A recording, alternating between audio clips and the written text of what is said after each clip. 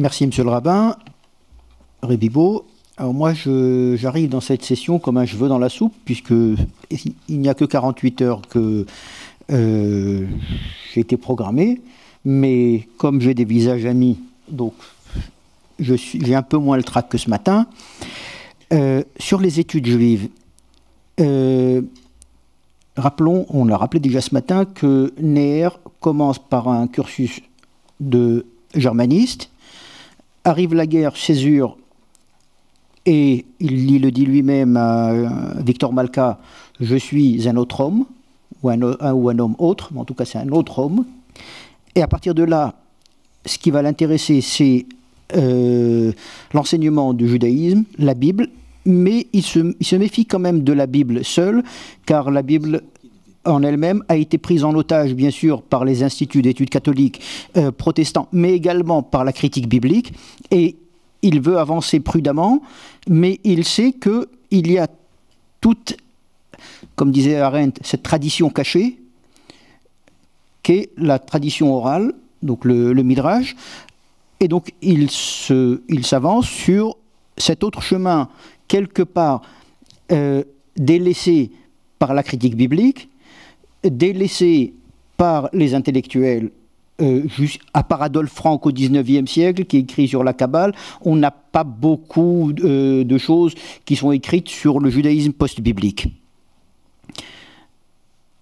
Il est ordonné rabbin, et là il crée l'Institut d'études hébraïques, et là il y a toute une série de jeunes intellectuels, de jeunes chercheurs, dont le professeur El-Koubi, qui vont être formés par Neher et qui va donner la nouvelle génération des études maharaliennes. 1946, c'est la Renaissance, et avec Maurice, qui a voulu, qui a conçu ce colloque, c'est une histoire de redonner un nouveau souffle à un judaïsme un peu en panne. Et peut-être que Neher, mais sans mauvais jeu de mots, sera le réanimateur du judaïsme. Alors, on a de la chance d'avoir Joseph El-Koubi, qui est la première génération des futurs maîtres qui vont animer l'Institut d'études hébraïques, mais on a Lev Frankel, qui est la relève, et bien sûr, la troisième génération, eh ben,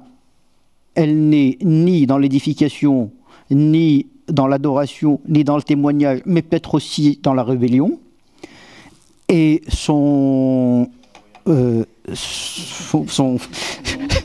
donc son propos, ce serait